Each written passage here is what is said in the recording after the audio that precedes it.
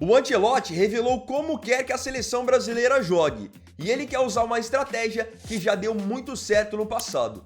Carlo Ancelotti dará seu primeiro treino como técnico do Brasil na próxima segunda-feira, e parece já estar afiado quanto ao sistema de jogo que pretende usar. Eu vou mostrar para você qual que é a ideia do treinador italiano e como ela pode ser aplicada na seleção brasileira.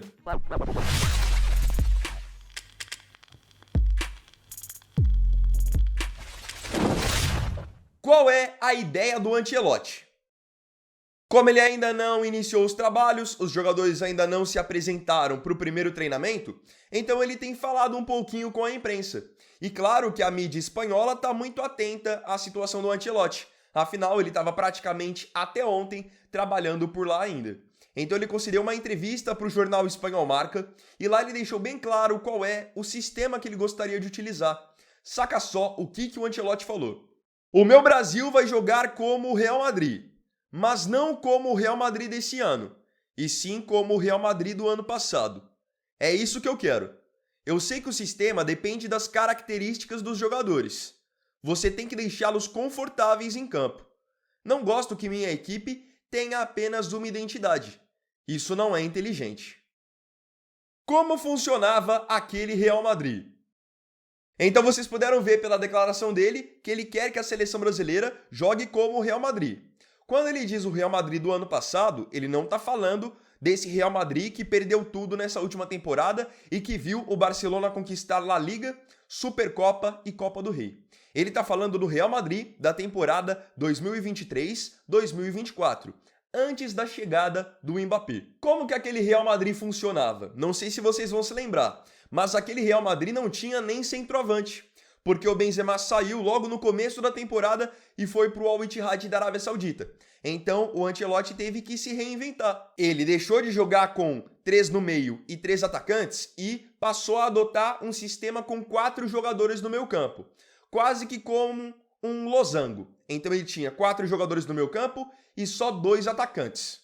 Esses 2 atacantes eram Vinícius Júnior e Rodrigo, sem um centroavante fixo. Então o Vini e o Rodrigo que flutuavam por ali e acabou sendo bom para os dois, que marcaram muitos gols. Com 4 jogadores no meio campo, o Ancelotti conseguiu fazer um Real Madrid mais equilibrado. O Real Madrid conseguia marcar melhor porque se defendia com mais gente e tinha muita velocidade nos contra-ataques. Afinal, você tinha o Vini e o Rodrigo para você explorar a velocidade e tinha jogadores no meio campo com muita qualidade no passe, como o Toni Kroos, o Bellingham, o Valverde.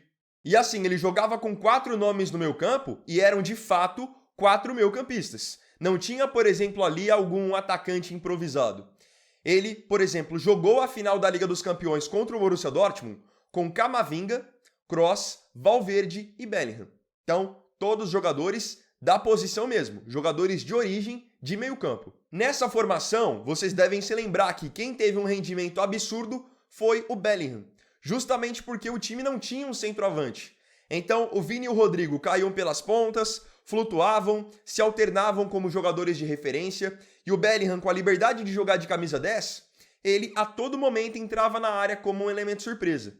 Tanto que a primeira temporada dele foi a temporada mais artilheira da sua carreira até hoje. Então assim o que acontecia? O Real Madrid defendia melhor e era extremamente imprevisível quando atacava. E o sistema foi validado com títulos, tá? O Real Madrid jogou nesse 4-4-2 e deu muito certo.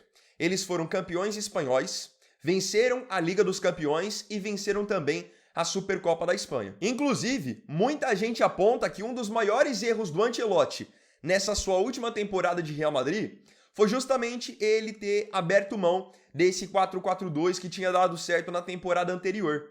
Mas ele precisou fazer isso de certa forma porque o Mbappé entrou no time. Então, o Mbappé chegando não ia ser reserva, isso era muito óbvio. E ao mesmo tempo, ele não queria colocar nem o Vini, nem o Rodrigo e nem o Bellingham no banco. Então ele saiu de um 4-4-2 muito sólido, sem centroavante, para um 4-3-3, onde o time tinha um quarteto ofensivo muito forte, mas ficava mais vulnerável na parte defensiva. Isso custou para o Real Madrid duras derrotas, o time passou a tomar muito mais gols, mas parece que ele aprendeu com a lição, já que agora ele quer repetir justamente aquele 4-4-2. Como isso se aplicaria na seleção? Agora vamos para o que interessa. Como esse sistema aqui teve muito sucesso no Real Madrid, poderia funcionar na seleção? Primeiro ponto, os últimos treinadores do Brasil, Dorival, Diniz, Ramon, até mesmo Tite, todos eles têm algo em comum. Tentaram jogar com camisa 9 e sempre com 3 atacantes. Nenhum deles tentou em determinado momento jogar com 4 homens no meio campo para tentar ganhar o setor. Até pelas características dos pontas do Brasil, todos sempre colocaram 2 pontas e 1 camisa 9. Então, caso o Ancelotti coloque essa ideia em prática, seria a primeira seleção em um bom tempo em que você joga sem um 9 de ofício e joga só com 2 atacantes, com 4 jogadores no meio campo. Ficou nítido contra a Argentina, na data FIFA de março, que o Brasil precisa reforçar o seu meio campo. Precisa de jogadores melhores no setor e, obviamente, de mais jogadores por ali. Porque contra a Argentina, eu sempre uso esse exemplo. O Brasil quis jogar para frente. Então você tinha do meio para frente mesmo o Rodrigo, o Rafinha, o Vinícius Júnior e o Matheus Cunha. E de meio campo mesmo, você tinha só o Joelinton e o André. Enquanto a Argentina dominou o meio campo com Almada, Enzo Fernandes, Depou, McAllister e Paredes. Ficou basicamente 5 contra 2. E aí foi o amasso que foi. Então, tendo em vista a convocação que ele fez recentemente, o que ele poderia fazer? Montar um meio campo com Casemiro, Bruno Guimarães e Gerson. Só aí você já tem 3 jogadores que sabem marcar e sair para o jogo, 3 jogadores que têm muita qualidade, e aí você precisaria de alguém para ser o 10. No mundo ideal, quem é o 10? O Neymar. É o cara que vai armar, que vai chegar como elemento surpresa. Agora, com a convocação que ele fez, quem pode ser esse 10? Ser o que era o Bellingham para ele. Você tem a opção do Estevão e do Rafinha, que jogam às vezes armando no Palmeiras e no Barcelona. E para ser alguém da posição mesmo, um meio-campista, aí você tem o Andreas Pereira do Fulham. Aí pro ataque, o que você pode fazer? Para fazer essa dupla de mobilidade, sem um centroavante fixo. Você pode fazer uma dupla com Vini e Rafinha, uma dupla com Vini e Antony, Vini e Estevão. Quando o Rodrigo voltar, estiver bem fisicamente e for convocado, você pode até reeditar a dupla do Real Madrid, Vini e Rodrigo, porque já jogaram dessa maneira e tiveram muito sucesso. Nessa formação, vocês vão perceber que o time talvez seja mais burocrático e a gente não tenha em campo, ao mesmo tempo, todas as nossas estrelas. Mas, no fim, é o correto. É muito mais válido, muito mais sábio você ter um time equilibrado, onde você vai marcar bem e atacar com qualidade, do que você querer empilhar um monte de atacante, perder o meio campo e ficar defensivamente frágil, como a seleção brasileira tem sido nos últimos tempos. Então, pelo menos para mim, ideia mais do que aprovada. Porque mais do que querer ver um Brasil jogando bem, um Brasil que empolga, eu quero ver um Brasil que ganha. Um Brasil que é competitivo e que pode chegar em condições de ganhar a Copa do Mundo no ano que vem.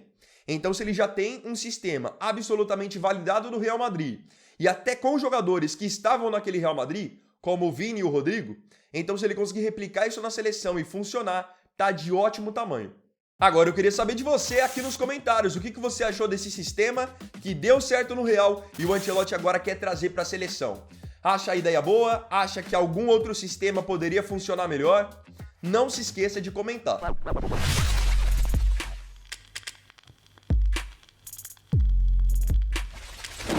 Então, bom, galera, esse vídeo aqui foi só o primeiro dessa sexta.